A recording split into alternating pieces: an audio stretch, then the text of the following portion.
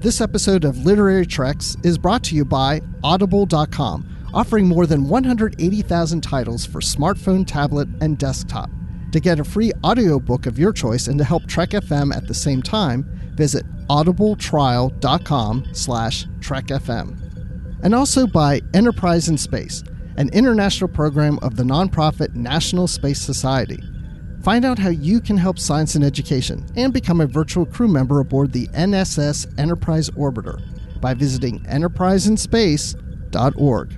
And if you want to join the conversation and share your thoughts on this episode, join the Babel Conference, our listeners group on Facebook. Just type BABEL into the Facebook search field. We look forward to seeing you there. Hey everyone, I'm Rod Roddenberry, and you're listening to Trek FM.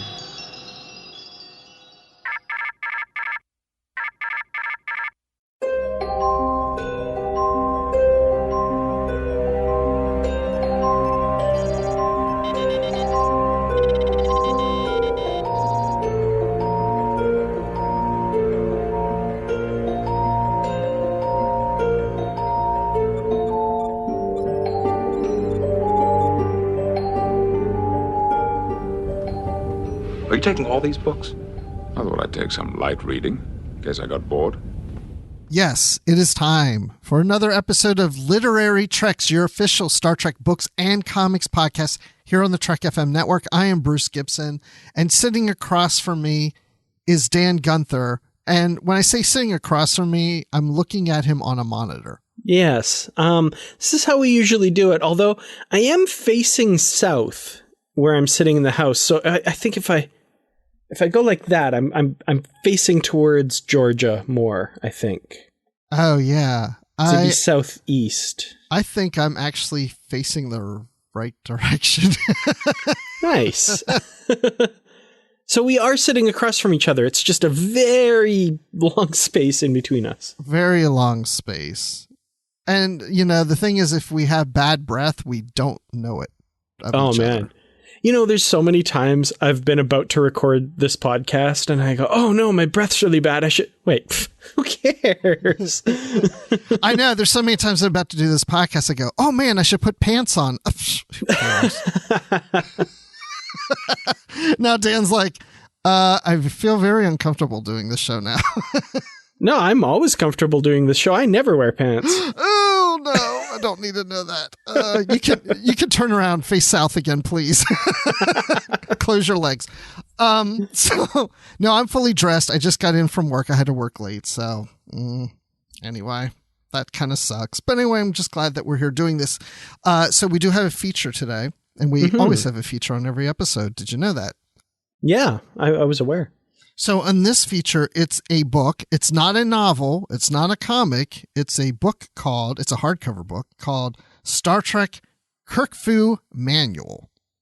So it's a manual, the fighting styles of Captain James T. Kirk, martial artist. And this is written by Dayton Ward. So, you know, he hangs out in our green room all the time. So I already went in, woke him up, gave him some time to brush his teeth so he doesn't have bad breath, so he can come on and talk about the book with us. So we'll do that in the feature. But before we do that, we have a news item we want to touch on, and then we also have a comic to review. So the news item is related to a new comic miniseries from Deep Space Nine. We haven't had a Deep Space Nine comic series, and I think about a decade is what I read in the press release. Wow. Yeah, that's crazy. Over a decade. Yeah. I hadn't thought about that, but you know, we've had Deep Space Nine show up. Of course, we had like the Q conflict and stuff, but a standalone Deep Space Nine comic, that's been a long time for sure.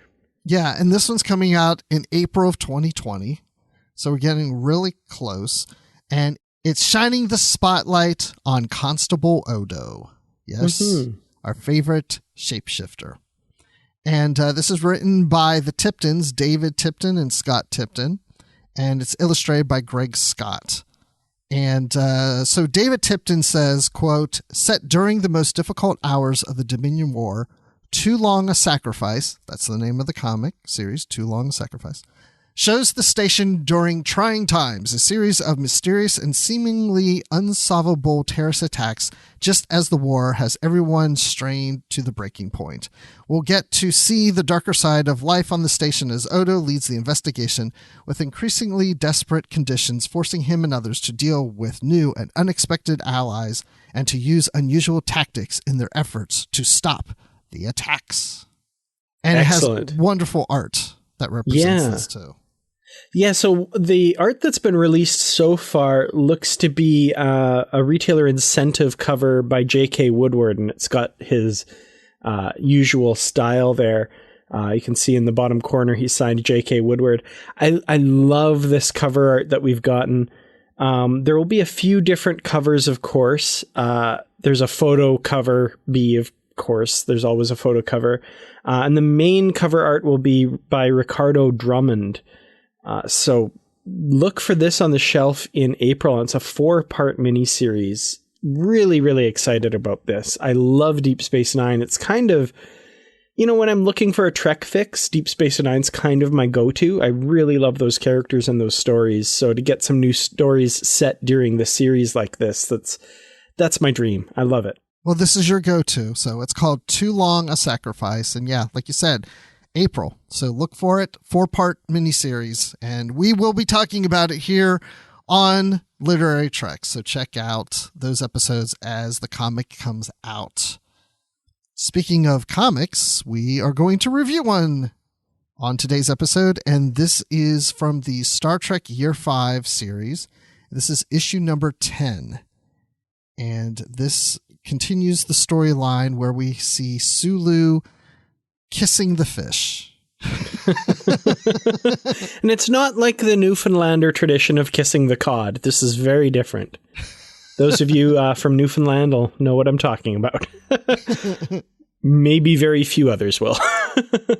Just look it up. Google it. So we pick up where we left off last time, where we're on this planet where this alien race has lived under the sea, but there's a part of its race has been living on land, and they're fighting a war with each other. Well, the war hadn't really started yet. It's been kind of brewing for something to happen.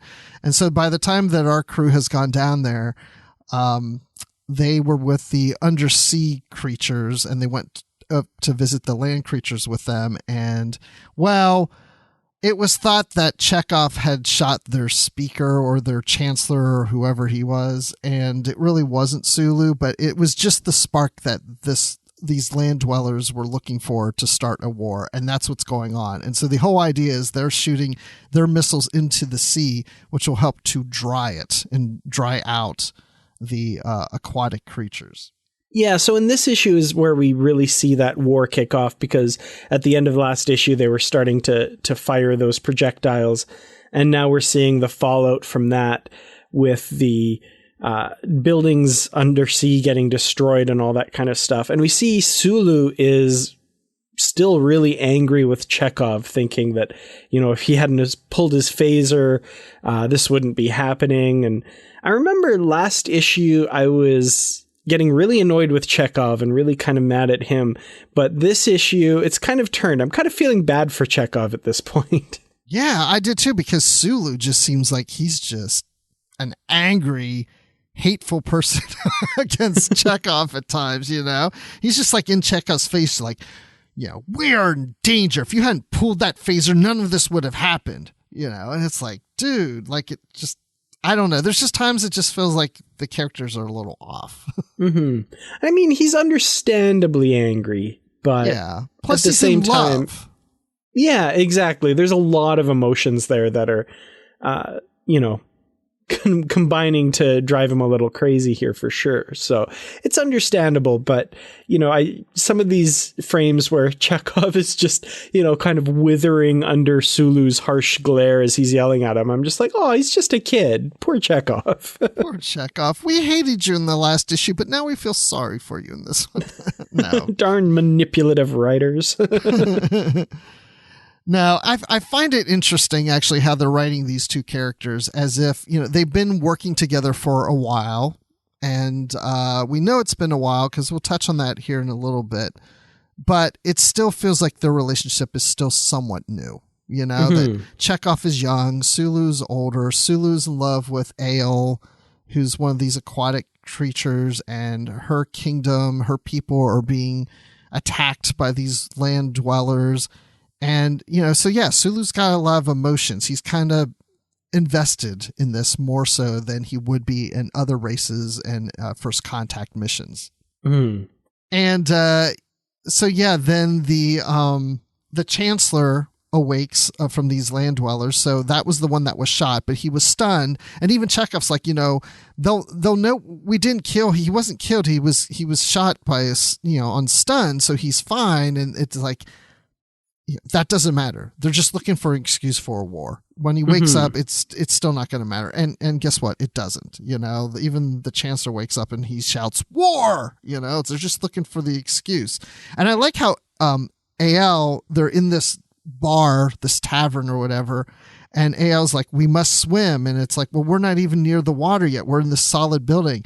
And Ael's able to crash through the floor by just punching it and creating a hole and then just jumping into the water. So I thought that was cool because it shows that Ael's got tremendous strength. Yeah, and we get an interesting little bit here, which I think foreshadows some of what happens later in the story where, you know, they've just witnessed Ael punch through the floor into the ocean, and Spock says, I would fear Ael in a state of displeasure. And Sulu says, I feel we haven't seen anything yet, Mr. Spock. And yeah, we ain't seen nothing yet based on what happens later in the story for sure. Yeah, because their city is being under attack, and our crew can't get to the Enterprise at this moment. So even at one point, you know, Sulu's complaining about Chekhov to Spock, but then Chekhov comes in and pushes Sulu out of the way as they're under the water.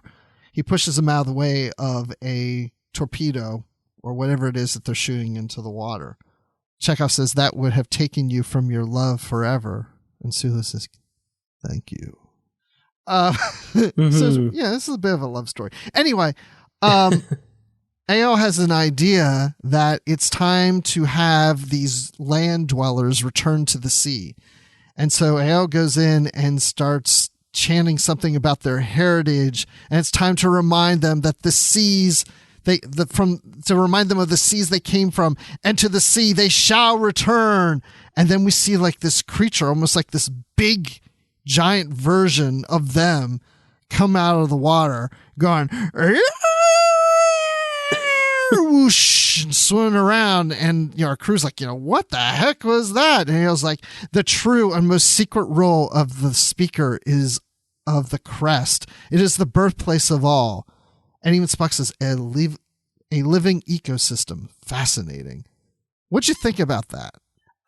So suddenly this story has turned into like a kaiju story. Like there's like this big Godzilla type creature version attacking the city now. I don't know. It seemed, I wasn't quite sure what they were going for. It seemed to kind of come out of nowhere. And then like, we don't see the outcome of all of this either, which is a little frustrating. Yeah. So yeah, I'm just like, it seems to end pretty abruptly after that with the crew kind of making their escape and stuff. And both sides in this conflict have now inflicted terrible damage on the other, through this initial bombardment of these guys by the surface dwellers, and then by the release of this huge creature by the other guys. And I'm just kind of left wondering, like, I'm not sure what's going on, really.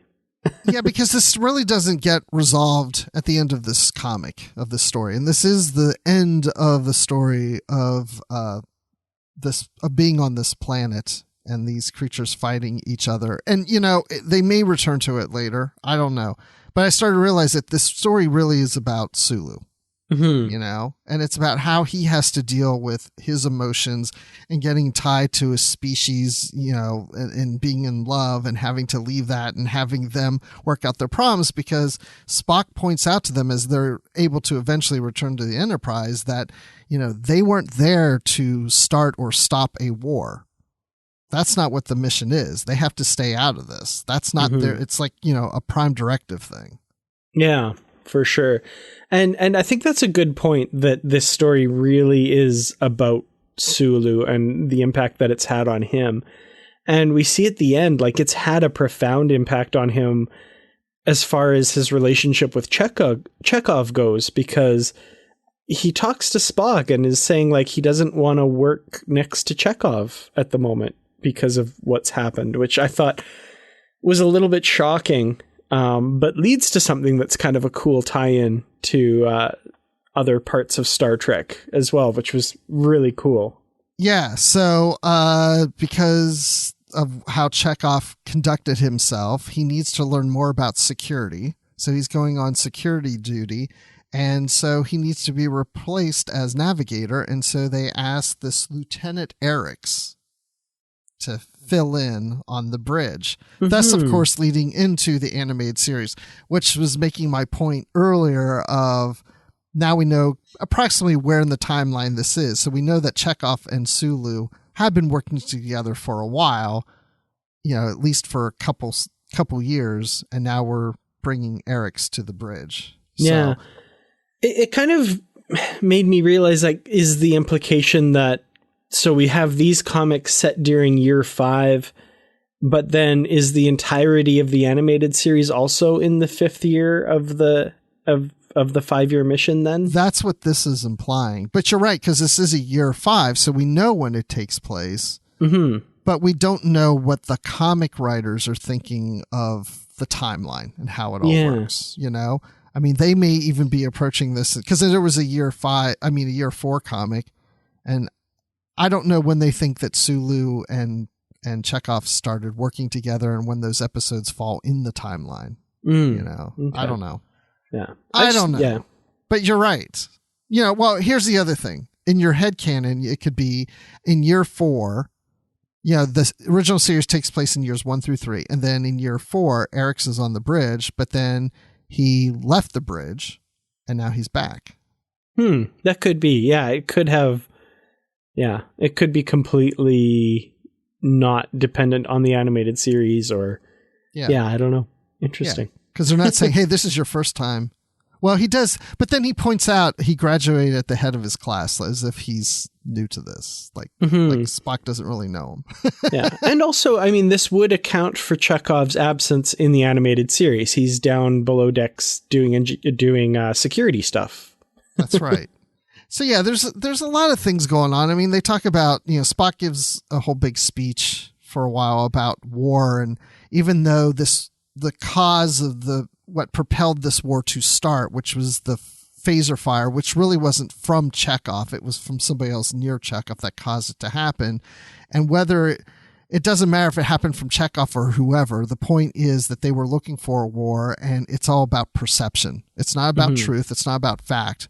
It's just war is all based on perception, whether it's right or wrong. Yeah, which I think is a very resonant theme for some of the stuff that we're going through right now and that sort of thing. And in the era of fake news and all of that stuff. So definitely a theme that has some relevance to today's world. I don't know if there's anything else you want to talk about, but I mean, I enjoyed this issue wrapping up this story arc. I thought it was a good reflection of Sulu. I think he is going through a lot. I think we're seeing a Sulu we've never seen before, someone who's really angry because of what's happening to someone he's loved. Yeah, I agree. And I don't think these 2 issues have been my favorite part of this year 5 series so far, but I did appreciate what they were trying to say with the story. And I like the focus on Sulu as someone who hasn't gotten a lot of focus in this era before. Not often anyway. So it was definitely good to see. So, that's issue 10, and we're going to keep on going. There'll be an issue 11 next month. And I like the little teaser for that issue. That's interesting. Yes, it's just perfect. I love it. That's my little hint. I think that's the perfect. I didn't intend that. There you go. I think that's the best way to leave that for sure. I think the best way to leave this whole thing is to go into the feature. I agree completely. Let's do that. Okay, so here we are in the feature here on Literary Treks, and I'm holding in my hands right now Star Trek Kirk Fu Manual, which I'm surprised it's taken 50 plus years to finally get this. It's a guide to Starfleet's most feared martial art, and it was written by maybe a martial artist himself. I don't know. Dayton Ward. Have you studied the martial arts? I'm not a martial artist, no. I mean, hand-to-hand training in the military, but I wouldn't consider myself accomplished in that arena either. You know, now that I think about it, you probably should have coordinated with Keith R.A. DeCandigo, because he does martial arts. Yeah, he does. He does pretty well with that. He's very accomplished in that regard. But we've actually joked about maybe doing a Kirk Fu demonstration at Shorely, but I'm getting a little old for that kind of nonsense, so we'll see. That would be a lot of fun. Until I pulled a hamstring, which would be about 10 seconds into the first move. Yeah, sure. Great. Well, based on this book, maybe he could do some demonstration with someone and you could narrate it, because that might be a better move. That might be better for all involved. Yeah. I would go see that. That would be cool.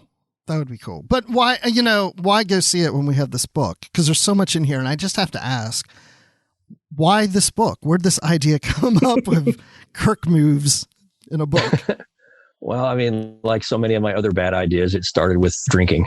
Wait, let me guess. You were at shore leave at the bar talking to other authors. No. I mean, I was working with Insight. This goes back to when I was working with Insight on the Vulcan Travel Guide. And I delivered a manuscript, and we went through a round of edits, and I made all the changes that the editor asked for. And as we were getting to the point where I was really no longer involved in the day-to-day, stuff, they were starting to give it to the graphics design and layout people. I pitched this idea because Rob Perlman had a book that was in the planning stages called The Red Shirts Book of Doom. Mm-hmm. Yeah. Mm-hmm. The humor book that Insight published around the same time as the Vulcan Travel Guide. And so I wrote up a 2-page or 3-page little pitch where I outlined basically what you read on the back cover. I think was my proposal, my pitch. And I described all the moves in a 1-sentence deal, and I gave them all their names. And I think I grabbed screen caps from the different episodes that illustrated each move. And so I sent it to my editor, and about an hour later, he responds. He goes, "I didn't even bother reading it. I read the first page. Good enough. We're going to do this." And that was back in late 2015, early 2016, I think, somewhere in that neighborhood. Wow. And it just took a while for the planets to align. And then I finally, by the time they greenlit it, my editor had handed it off to another editor. Paul Ruditis took over the reins. And so I wrote the manuscript under his direction. And he did the first round of edits on it and, helped me punch it up a little bit. And then he moved to a different division within Insight. So it got handed off again to another editor named Holly Fisher, who's been someone I had already been working with on other stuff at Insight, those Incredibuilds book and model sets that I've done so far. That's right. All 4 of those, the 2 Trek ones and the 2 Toy Story ones, and then an upcoming 3rd Trek one, all have been done under her guidance. So we already had a rapport. So she snapped right in, and I snapped right in working with her. And so she took it the rest of the way, got it to, through publication. So thank God for Holly Fisher. Yeah, that's got to be a really good feeling to have that level of enthusiasm right off the bat with a project proposal. And then CBS was right on it. I mean, John Van Sitters and Marion at CBS, they were all like, "Oh yeah, we have to do this." So everybody was behind it. It's just, it required a lot of moving pieces to fall into the right order and, a slot for the publish. And then actually there was a time when they got cold feet. Because not because of me personally, but because their early sales figures, so they said they weren't real happy with the Red Shirts book. And I was kind of surprised by that because, everything Rob Perlman touches turns to gold as far as I'm concerned. And then all of a sudden, months later, out of the blue, he wrote me back and said, "The Red Shirt numbers are really good." It just awesome. It was like a slow start, and then it kicked in. He said, "So we're going to do the Kirk Fu book." And I said, "Oh, okay. Here we go." And then it took a while for them to finally greenlight it and figure out where it was going to be in their production schedule. And then I started writing it. So the actual writing part took very little time compared to everything else that went on. Yeah. That's cool. So like the way the book is written is kind of like a Starfleet Academy manual for prospective cadets. And I'm wondering what your background as a Marine might have played into that a little bit with the format and language. The whole thing is riffed on like military manuals, field manuals. So like you would find an Army or Marine Corps hand-to-hand combat manual. It's very similar in approach. Obviously, I've trekked it up and I put in more humor than you'd find in those books. They're incredibly boring. In fact, I actually included sample pages from a book like that in my pitch when I formalized the proposal. I showed them the step-by-step diagrams, which are just little black and white drawings of, and in my original concept, it was, Kirk was going to fight the other opponent in the stick drawings, in the figure drawings. So it would be Kirk and the Gorn for the one move and Kirk and the Nazi for another move. But when they finally got Christian Cornea to do the art, they opted away from that and just had Kirk be the focus of all the moves. So, it's still hilarious. I think it actually makes it funnier by having just Kirk do the moves. But yeah, that was my original idea. So yes, I totally mimicked the general look and feel of a military style field manual. Yeah, because this is written as if Kirk is writing the manual himself, helping to train new recruits or those in the academy to learn these moves, because not all these moves are going to be taught at the academy. There's things that he's kind of learned just from experience, being out there on the different planets and Paramount sets and wherever else he is. The idea is that there's actually an honest to God hand-to-hand combat curriculum, like a real one. The actual stuff that they teach the students. And then this is like an add-on. It's an addendum. Oh, this is the Kirk addendum, because there's no way we can teach this. This is just weird stuff you're born with, or you make it up as you go. Nobody fights like Jimmy T. That's kind of the idea.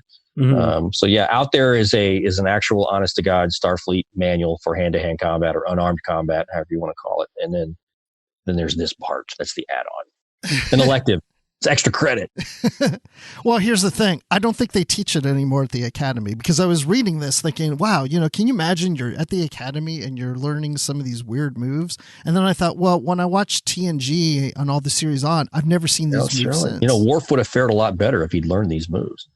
I'm just saying, Worf doesn't really comport himself well in a lot of hand-to-hand situations over Next Gen. That's true. He's kind of got that palm punch, and that's really about it.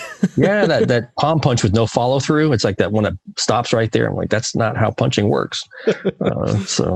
Yeah, because Worf really should have done the Jimmy Wall banger. I would have totally seen that. I would have paid money to see that. Yeah, that'd been all right. Describe the Jimmy Wall banger to us. Well, for those who have never seen it, there is a fight sequence in an episode called Journey to Babel where Kirk fights what he believes is an Andorian. And they're fighting in the corridor of the Enterprise, and Kirk jumps and lands his feet on the wall and then uses his feet to push off the wall and into the Andorian. And it is the most ridiculous thing I've ever seen in my life, but yet it's so totally Kirk, right? And so I knew when I was writing this that that one had to be in there. That one had to be in there, and the double, I call it the double clutch, but the one where he puts his hands together and swings and hits the Gorn in the back or hits Khan in the back. All those had to be in there. The flying drop kick, you have to have that in there. Yeah, absolutely. The one where he rolls like a bowling ball into his opponent. I call it Rolling Thunder. I'm like, these have to. I actually had to leave a few out because I had to keep it down for a page count. So. There's one I remember from Tomorrow is Yesterday, where he flies in from the side of the frame sideways and takes out the three guys. Well, yeah, and that's actually how I described it, but that's not how they ended up drawing it. They ended up drawing it like he just thrusts out his chest and people fly backwards. But that was the one I was going for, where he launches himself and then turns himself horizontal, like parallel to the deck, and launches himself that way into three guys. And that's a joke I had in there was we were unable to recreate this in an instructor setting or something like that. It was, because that was just, I think I saw a cartoon that somebody drew once where Kirk is throwing that move against a Klingon or something. And the Klingon is like, what are you doing? So. Well, watching the episode, I mean, I don't know if this is how they do it, but to me, it really just looks like there's two guys just off the side and they throw him sideways. Kirk at him. Right. Well, I mean, and then that's also the one where the guys actually start falling backward about a heartbeat before Kirk hits them. Like he's in the air, and right before impact, they start to back up and fall back like they're falling away. Like really bad choreography. Well, that's what I want to know. It's like, what were they thinking on the show? Like, why would they do these weird moves? Because they know it doesn't look realistic. Because it's the future. It's the future. That's how we fight in the future. They did not think this is future fighting. I really don't understand. Like, this looks like something my brother and I would have made up when we were little kids. The one that I left out that in hindsight I regret it is the one where he's is it Wink of an Eye, where he's fighting the guy in the quarters and he actually throws a pillow at the other guy and it hits him in the face and stops him dead in his tracks for 2 seconds, long enough for Kirk to get the upper hand on him. And I'm like, I don't even know how to describe this. I don't even know what to give. I couldn't come up with a name for it. That was probably the biggest thing, is I couldn't come up with a catchy name for it. Pillow talk or something, maybe in hindsight I would have called that. Stopped him dead in his tracks because he's like, did you just throw a pillow? Did you just throw a pillow? Yeah. Just believe me, I had a lot of nights where I was laughing because I'm trying to write the text. That was the thing. When I pitched the idea, I told my editor, I says, I want the text to be played perfectly straight, except for the odd joke that I slip in, like the little notes on the side, like, see, like we can't recreate this, or ow, or whatever I put it. But as far as the log entries and the personal anecdotes and the little, asides, I wanted them to be played perfectly straight. That I'm the straight man to Christian's art, who's carrying the humor here, because it's absurd. Let's all acknowledge that this is an absurd idea for a book, number one. And the idea that we would be teaching this is even crazier. Mm-hmm. But yeah, so it was, I think I did my part to play the joke totally straight. And then Christian totally knocked it out of the park for bringing it home with the art. I mean, I crack up at some of those. I want big blow-ups of some of them so I can frame them. Oh, for sure. Yeah.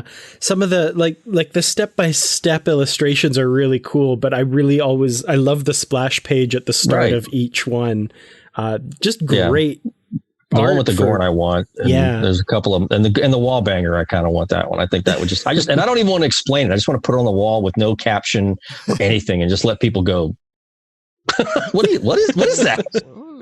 It's futuristic fighting style. That's what it is. Yeah. Well, in the step-by-step, we see the different moves leading up to it. But at the end of every fight exercise, the last step, Kirk's shirt is ripped. Yeah. Every single one. It's perfectly fine until you get to the last step. I actually came up with that kind of late in the game. I was probably 3/4 of the way through the manuscript, and I sent a note in one, because I use a lot of the comment feature in Microsoft Word, the words that are off in the margins, the comments. And so I had a lot of that baked in because I was trying to describe what I wanted the drawings to look like, what I wanted the art to look like. And at some point I said, hey, here's an idea, because it wasn't in my proposal and it wasn't in my outline. I said, what if for those step drawings, his shirt tears, no matter what move it is, no matter whatever happens, even if there's no way his shirt could possibly tear it anyway. and that goes back to the whole, I was hoping to have, him fighting his opponent in each of those step-by-step drawings, because at the end, the Spock section, I was going to have Spock perform the bit on Kirk and have Kirk get pinched and then his shirt tears just out of the blue. That was my final joke for that. And so they went a different way on that. But yeah, every time I look at the drawings, I crack up, because he perfectly sells what I was. He perfectly picked up what I threw down there. Yeah. So tell us that whole process of the art. How's that go about? I mean, you write it, and then you're saying you're exchanging Word documents. When I wrote it, they had not found an artist yet. In fact, the title page that I wrote with my manuscript was, written by Dayton Ward, artist to be determined. They had not picked an artist yet. So I baked in a lot of notes for the artist, whoever that was going to be. And my assumption at the time was, once we got to the graphics stage, they would throw it back to me and consult me and ask me what I felt about this, that, or the other. But because it got bounced around to the different editors, they basically just put Christian to work. They gave him all my notes, and I think I may have answered a couple of 3 questions from the editor about art, but I didn't see the pages. I didn't see the layouts or the rough pages like I did on the travel guide. So, I got to see it last, I guess, September, October is when I finally saw a copy of the finished PDF, the digital version of it, so that I could, go, okay, that looks great, send it to the printer. But by then it had already been to the printer, because they print their stuff overseas. Mm-hmm. So yeah, it was an interesting process. And I wrote it with with the idea that I'd, be working with the graphics department like I did with the travel guide. That was kind of what I picked up working on those books, was how to write, knowing that my words were going to get moved around and shifted and, have to make room for art and photography and whatnot. So, it was a very interesting process. Yeah. You did mention the little bit with Spock at the end, and I have to say I thought that was great. That was, Spock coming in with his more logical fight move at the end. Yeah, and the other one that I didn't think of until, I don't know, a month ago, I actually pitched this to my editor at Insight I thought I could write something for the website as a feature to go along when the book was released. Kind of like what I did with the Klingon guide. I wrote an article for them that was a companion piece written in the same voice as the travel guide. I said, I got one more move. And I was going to call it Firewall Fury. And basically it was a step-by-step diagram of Kirk talking a computer to death. And then, the computer blows up and smoke comes out of it and it shuts itself down. And then Kirk's shirt gets torn at the end. For sure. But I don't think we're going to, the art, of course, I said, I don't think we have the time to engage Christian to draw more art for this. So.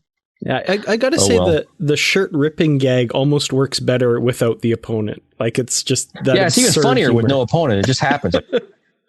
So, yeah, that's like I said, he far exceeded my expectations on the art. It was hilarious to see them come together. So, yeah, I like at the beginning of the book, there's a warning, and I mean, it's kind of to be fun, but in a way, it's serious because you don't want anybody to really try these moves and. Well, I mean, it's just like any other advisory when you exercise or you undertake something dangerous, you put the disclaimer in there. And I mean, I would hope that nobody would actually try this, but William Shatner did. Only Shatner can do this, though. He's the exception. He needs a copy of this book. I hope to God somebody puts one in his hands and has him sign it for me. In fact, I told James Cawley, up at the Star Trek tour in Ticonderoga, because he's bringing Shatner back in June, I think, for another appearance. I said, I'm going to put a box of these in your hands to sell out of your store there. Please have him sign one for me. So I can't wait. Yeah, I'd love to just to see his reaction. Nice. I'm sure he'll hate it, but I don't know. I feel like this makes a pretty good companion piece to Rob Perlman's fitness guide. Like, this is really the advanced version. I didn't know he was coming out with that until about a month before it was released. I heard about it, and I'm like, "Oh my God, it's perfect timing." We get you because and I think that book is hilarious. The Body by Starfleet, it's hysterical. I'm jealous that I didn't think of that first. He's done that to me a couple of times where I'm like, "Really? How did I not think of that?" So, yeah. Yeah, I only hate him a little bit, just a little bit. I keep forgetting to use that book because I haven't been exercising. I need to start doing that. Maybe I'll incorporate this with it.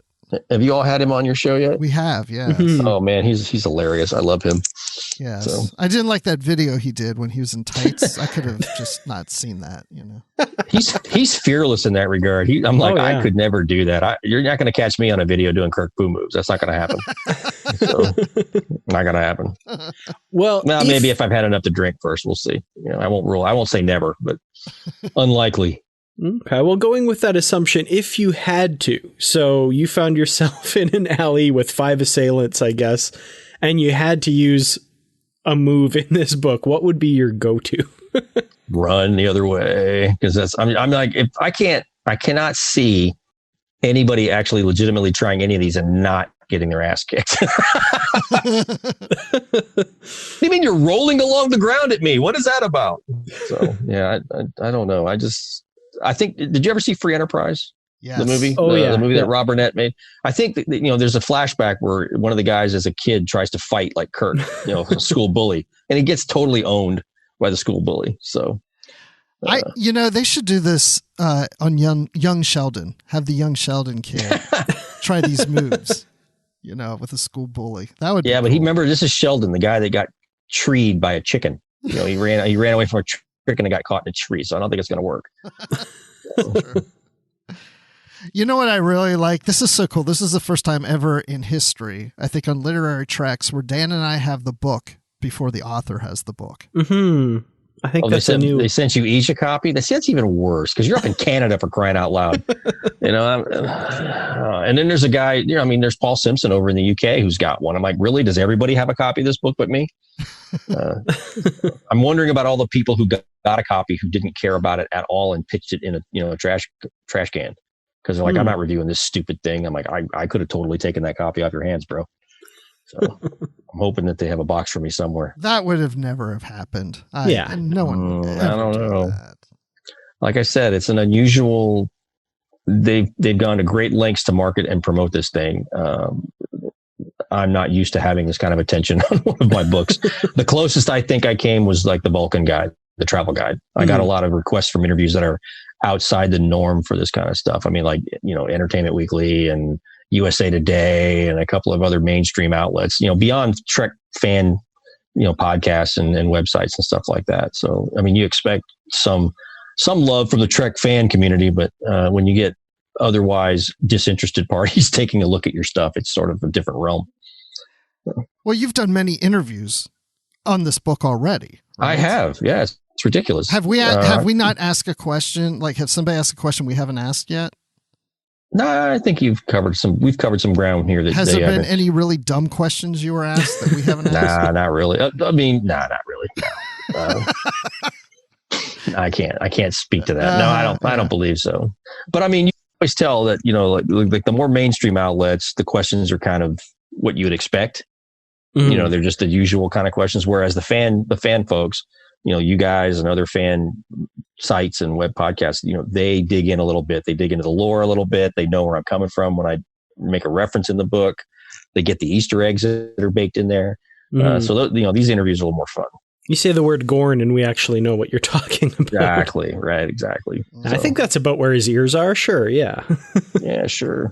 I mean, like the little asides, like this might have variable results depending on if your opponent is a shapeshifter or something. Mm-hmm. You guys get the joke and you'll laugh. Hopefully you'll laugh at the joke. Whereas the folks from USA Today are like, I have no idea what he's talking about.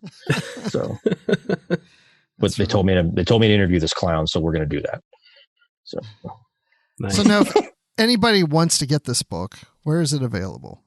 Oh, it's going to be at all your major retailers, online and brick and mortar. You can get it at Amazon. You can get it at, actually, Simon & Schuster selling it off their website because they're actually the distributor for it.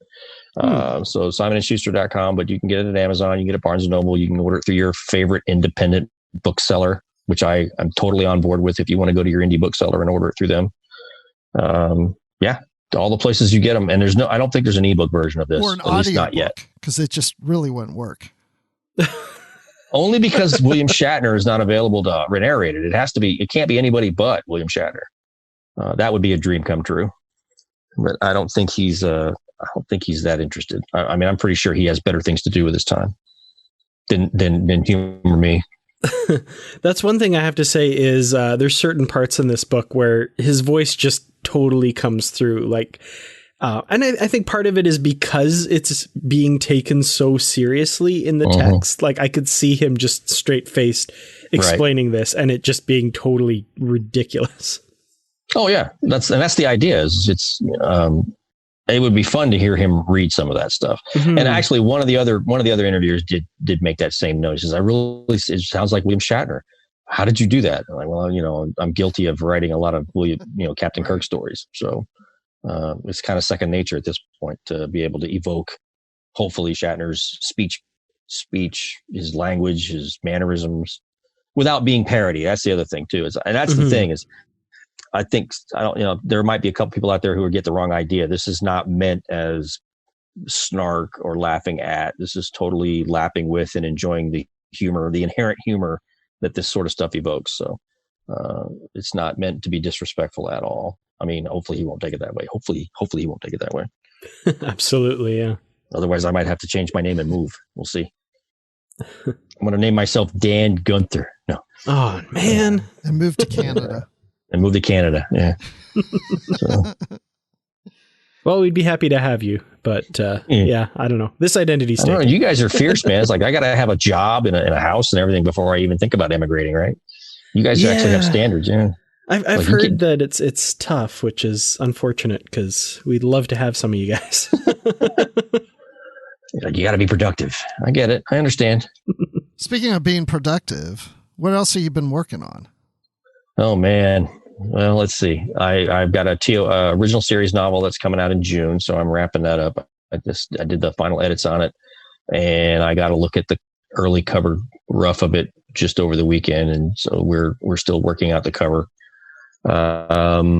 As far as other writing, I'm working on some stuff for Star Trek Adventures, the role-playing game. I'm doing some work with Scott Pearson and Derek Attico and Kelly Fitzpatrick. We're all working on a couple of the supplement books that'll be announced later this year for the game. So, like actual hardcover, the add-on rule books, I guess you'd call them, or supplementary rule books. So detailing different aspects of the game. Let's see. I've got another Incredibles book that's coming out. This time it's the Klingon Bird of Prey. So I wrote the book that goes with the little wooden model. I'm still doing my consulting work with CBS. That takes up a lot of that's basically almost the equivalent of a full-time day job some days.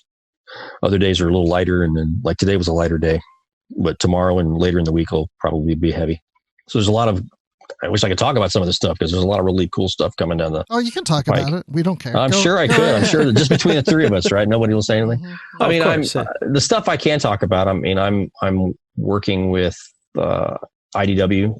I'm reviewing and making comments and notes and offering suggestions on some of their comic projects. So like the Year 5 comic, the monthly comic that's out. I've been doing a lot of consulting with that. There's a DS9 miniseries that they announced. I'm doing some, I'm helping out with that from behind, from the review side and the suggestion side, consulting side. There's a couple other projects they haven't announced that'll be out later in the year. It's been pretty busy. I mean, I'm helping out with Simon & Schuster. So any of the novels that are tying into the new shows, Picard and Discovery, I'm helping out where I can with the folks that are working on those. And yes, there are books that have not been announced yet. Stay tuned for details. Ooh, nice tease. So yeah. So there's a lot of moving parts. And then there's other stuff that I'm doing that's not relating to publishing, but it has to do with extending the Star Trek brand. So into different spaces like interactive experiences and online experiences. And I'm helping out consulting with some of that, and that's been a lot of fun. There's a lot of cool stuff that people have that they want to do with Star Trek. I'm just hoping that you get to see some of that or hear about some of it soon. It's really cool. It kind of sounds like a dream job right now to me, but it's fun. It's a lot of fun. It's I mean, I try to tell other functioning adults what I do for a living, and it's kind of hard to explain it. Like, you're not going to believe this, because when they hear I work for CBS with Star Trek, they automatically go to, do you write for the show? Right. And I'm like, no, I don't write for the show. I get to read the scripts. I know what's coming, but I don't comment on the scripts. I don't give the script writers any feedback on that, unless they specifically reach out and ask, which has happened exactly one time. and for so far as I know, they did not take my note. So, I mean, that's not what they hired me to do. My job is to help the product side with anything with a narrative. So books, comics, games. Anything with a story behind it. We'll see. And if people wanted to follow you online and, check out all the stuff that you've got coming up, where can they do that? I am still and always forever will be at DaytonWard.com, the basement of the internet. It is absolutely on a sub-level below the actual internet. But before you get to the dark web, it's kind of like that zone that nobody really wants to inhabit. So that's a landing page where you'll find my blog, which is not updated as frequently as I would like. And, links to Facebook and Twitter and Instagram and, author pages on Amazon and my publisher websites and stuff I do for StarTrek.com. That's another piece of my CBS deal is I'm writing fairly regularly for StarTrek.com. So trying to amp up the attention to the publishing side of things, get some more attention on some stuff that seems to get overlooked. So. That's great. We want as many people as possible reading all the things. So that's great. So much Star Trek. There can never be enough. It never ends. And which is crazy when you really think it's been over 50 years and it's like so much is going on.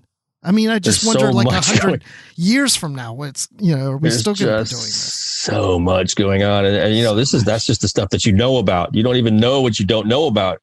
It's crazy. Okay. You got to stop teasing like that. Sorry, man. That's they don't pay much, but this is one of the fringe benefits. So, it's fun. It's a fun time to be a Star Trek fan. I don't get it. I don't get why people are mad about stuff all the time.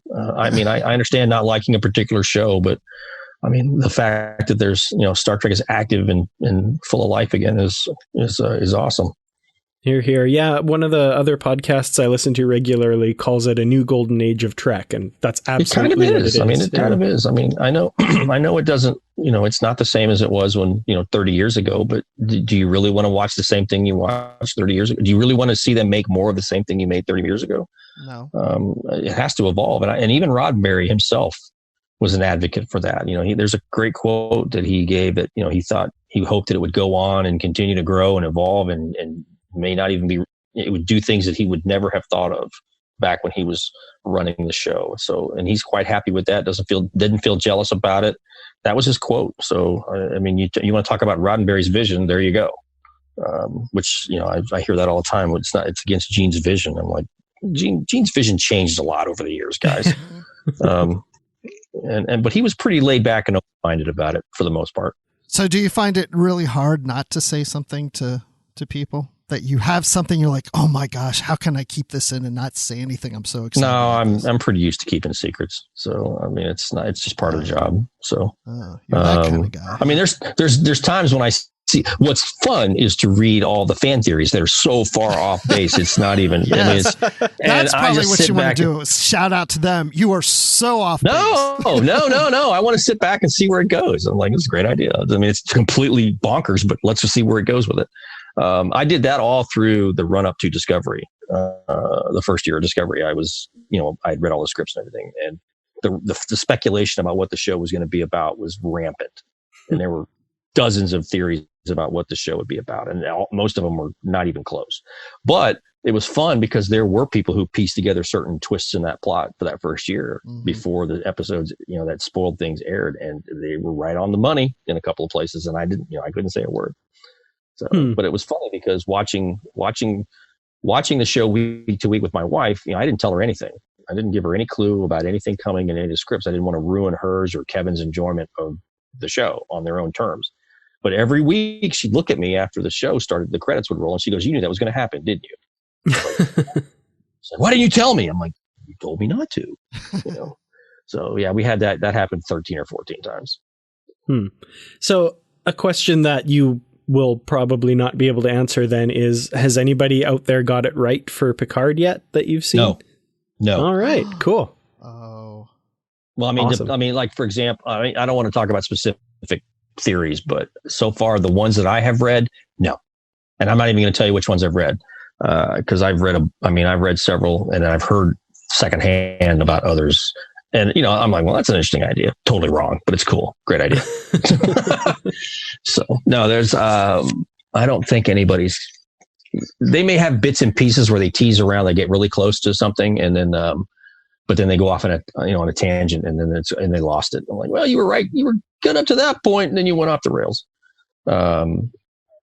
So yeah, it's an interesting show. It's not like Discovery. It's not like any of the other Star Treks. And I tried to tell people, months ahead of time, it's not like any Star Trek you've ever seen. It's not meant to look like any Star Trek you've ever seen. Leave your expectations at the door. And people are coming up going, well, it's nothing like Next Generation. I know. I told you that. What did you think I meant when I said not like any Star Trek? But in a lot so of ways, how are you guys liking the show? Well, I mean, I really like it, but that's what I was just going to say, because I think for us, we're so used to having different types of Star Trek from reading novels and comics that it just feels like it's just another version of things that we've read before. We're up to episode 5 coming tomorrow, right? Yes. Yeah, that's right. So this is a good one to watch. It's going to surprise some people, I think. Awesome. I'm excited for this one. Written by Kirsten Beyer too. Written by Kirsten, and it's an interesting story. You're gonna see some stuff, and I think it's gonna catch some people flat-footed. They're gonna rewind and go, "What the hell just happened?" So it's an interesting, and then it gets really nuts. I mean, once we get past this episode and they start dialing, because now we're in the second half of the season, it really picks up speed. But yeah, it's going to be a hell of a ride. I'm looking forward to. I mean, it's one thing to read about it; it's another thing, or it's one thing to read the script. It's another thing to see the finished episode, because there's stuff that doesn't make it. There's stuff that gets edited out. There's reshoots at the last minute, and I don't see that update script. I mean, they try to keep us in the loop, but there's things that they change on the fly or they do it in post-production, and I don't see that updated script until afterwards. So it's fun to watch it. It's, just because I read the script doesn't mean I'm not going to be surprised. Mm-hmm. Yeah, it's really cool. I'm really enjoying the show as well. And it's kind of funny because our listeners, you all will have seen these episodes that we're talking about before us now, because we're recording from before they aired. So we're recording from the past. We haven't time traveled yet. So yeah. So by the time you've heard this, let's see, by the time you guys drop this episode, we'll have gotten past episode 6. Right. Mm-hmm. So, okay. So yeah, it's, buckle up. Well, let's go ahead and talk about episodes 5 and 6. Tell us what it is, so we can sound like we're caught up to everybody, right? We do want Dayton to be allowed to come back on the show again. Right. Yeah, exactly. I am here under the good graces of my employer. I don't want to be spoiled anyway. I like to watch it as it comes out. So. I do too. That's the thing, is I don't want to ruin anybody's fun. So I'm very careful. In fact, Kevin, and Kevin knows what NDAs are like, because there's things that he works on at Hallmark that I'm not allowed to know about. I mean, we share certain things, but when it comes to stuff like this, I don't want to spoil him, what you're going to watch. So for sure. But I mean, we've had conversations about the show because he's trying to figure out ways to, deal with licensing. Like, what can we do to tie into the show for an ornament for next Christmas or something? So we've had questions about that. But even there, I try to skirt, details of the storyline, because I don't think they've been given the scripts. I don't believe they have been. So, I just got really excited for a La Serena ornament now, and I hadn't even thought of that. I don't know if they're going to do that, but I know they were looking for what makes it, what can they do to tie into Picard, and they came away with some ideas. I don't know what those are, because again, even Kevin, even though we're married for all intents and purposes, he doesn't share everything with me. So yeah, it's an interesting way to have to walk around and tiptoe and be careful that I don't A, say something I'm not supposed to, but B, I just don't want to spoil anybody's fun. Oh, for sure. Yeah. Which is why I work alone, deep in my house, below ground. No, in my bunker. So. You're like, what can I do while everybody's watching Picard? I already know what's happening. I know. I'll publish a book called Kirk Fu Manual. Right. Yeah. No, it's they keep me pretty busy. So. Well, that's good. Well, we definitely appreciate you talking to us from your bunker about some of this stuff. So my bunker of Trek. So. Yes. So thank you for joining us. And until next time, you will be coming on here to talk about a novel. So that's going to be cool. Mm-hmm. Yeah. I think that's your next thing. Back in June. Agents of Influence. Agents of Influence. Yep. TOS novel. Original series novel. Yep. So are we going to like that one? I hope so. I mean, I know we will. So I don't know. But if we don't, we'll let you know. But I wouldn't worry. It's okay. I'm a big boy. I can take it. So. All right. Well, thank you so much for joining us, and we'll see you next time. Thanks for having me. We'll see you next time. Thanks a lot. So now, armed with this little manual, I really feel like I have the confidence to take on any thugs or bad guys or Klingons who happen to cross my path. I mean, these fighting styles that Dayton Ward has outlined in this book, they can't fail, right? No, they can't, because if Kirk could use them, and if you practice enough, you can be just as good as Kirk was. I mean, they obviously work. I just don't know why people don't use them more and more as time goes on. I mean, that two-fisted hand clubbing is just, that's so, yeah. I mean, if one fist gives you power, like two held together like that, that's gotta work better. My favorite one has always been the flying drop Kirk. that I've tried it before. It doesn't work. At least not for me. It doesn't work. But no matter what you try, in the book, towards the back, you can have your own certificate of training, and you write your name in. You can frame it and hang it on the wall, and so that you completed your training. Definitely. It's been fun talking about Kirk Fu today, but it's not the only thing we've been discussing on the network. So here's a quick look at some of the other things you may have missed elsewhere on Trek FM. Previously on Trek.fm. To the journey! If I were writing Voyager right now, like reconceiving it, I would make each season like a different decade, like show the progression of time over 70 years. See, we could have just done that with Kes as a character, though. I know I said it probably a million times in the last 5 episodes. Kes could have shown us what that would have been within the 7-year period. So, you know, we all know my opinions on Kes and how much I liked the character. Earl Grey. Okay, Amy, your ice pick. What is that number? Amy to the nth power pick. I imagine it at the square root of -1. -1. Yeah. Okay. Yeah, literary treks. You know, there's all this backstory as you're starting to learn in the show about what happened between Nemesis and the Picard show. And so there was all this backstory. You couldn't really show it all in the show. You don't want to. The show's about what's going on in the present time of the show. But, you know, Star Trek, since its origin, has always had ancillary materials that flesh out these stories. So, and we knew that would be the case here. The Line, a Star Trek Picard podcast.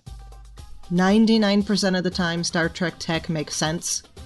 This does not to me. Okay, Christy, like, Star Trek has asked me to believe some pretty ludicrous things. This takes the cake. Okay. I think so. All right, we're on the same page. This is completely... More than going warp 10 turns you into lizard? More than lizard babies. Really? More than Spot turning into a baby lizard. This, I'm just like, what are you trying to feed me here? That's interesting, because I believe this a lot more than those other things. But. Yeah. Brandon Baga's evolution theories are much more believable than this. No, they're really not. But yeah. And that's what else is happening on Trek.fm. All these shows are shows that you want to check out here on the network and join the conversation. And so you can find us wherever you get your podcasts. And if that place that you get your podcasts is from Apple, be sure to hit the subscribe button in Apple Podcasts on iPhone, iPad, or Apple TV, or the desktop iTunes app to get the latest episodes as soon as they are published. And we would love it if you would leave us a star rating and a written review. But if you're not an Apple user, we've got you covered as well. You can find all of our shows on Google Play Music, Stitcher, TuneIn, Spreaker, SoundCloud, Windows Phone, YouTube, in most third-party apps, and you can stream and download the MP3 file directly from our website. And you can also grab the RSS link there as well. Hey, you can become a patron of the network through Patreon that helps support our shows and keep them coming to you each week. Just visit patreon.com/TrekFM. That's patreon.com/TrekFM. You'll get all the details. You'll get things like exclusive content, producer credits, all kinds of things. And then you can also be part of our exclusive website, the Patron Zone. It requires a great deal of money to produce, host, and distribute these shows each month. We really appreciate any support you can give us and hope you'll join the team. Again, you'll find all the details at patreon.com/TrekFM. One of the things that we absolutely love to do is to hear your thoughts on the episodes that we do. There are many ways that you can share those with us. The best place to join the larger conversation is in the Babel Conference. That's Trek FM's listeners group on Facebook. Just type Babel, and that's spelled Babel, into the search field on Facebook, and it should come right up. If you'd like to send us an email, you can use the form on our website at trek.fm/contact. Choose to send to a show and select, of course, Literary Treks, and that'll come right to me and Bruce. You can also find the network on Twitter at TrekFM and on Facebook at facebook.com/TrekFM. Find us on our Goodreads group where we have a bookshelf, and it's got all kinds of previously covered books on it, as well as the currently reading section, so you know what is coming up for future shows. Plus, great conversations happening about the books and comics. Just search for Literary Treks and Goodreads and click Join Group. We'd like to thank Norman C. Lau, Ken Tripp, Greg Rosier, Brandon Shea Mutala, Justin Ozer, Jeffrey Harlan, and Casey Pettit for their support of the Trek FM network and being associate producers for Literary Treks as well. Because Dan is using the box lunch maneuver on a Gorn right now. So when you're not doing that, Dan, where can people find you? Okay, I got him out of the way there. That's cool. Man, that stuff works really well. He's out cold. But yeah, when I'm not doing that, you can find me on Twitter. I'm at Kurtrats. That's KERTRATS. You can also find me on youtube.com/KurtratsProductions, where I do videos mostly about Star Trek. And after each episode of Picard on Friday nights, Bruce, Brandy, and I do a live show talking about the latest episode. You can also find me on Treklit.com, where I review Star Trek novels, both old and new, and of course, hanging out in the Babel Conference.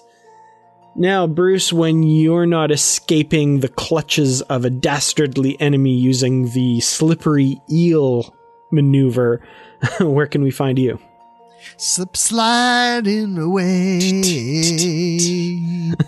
Well, you can find me on Twitter at Admiral_Rex, where I might be following you guys. They're listening right now. You never know. I know I follow at Positively Trek.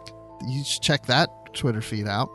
And I'm also on the Star Wars Report. I'm also on Live from the Edge with Brandy Jacula when we do a Discovery review the day after a premiere. And I think that's really about it, because I'm always in the Babel Conference. So that's how we end today's show. So thanks everyone for listening. And until next time, live long and read on. What do you call that, light reading? To each his own, number one.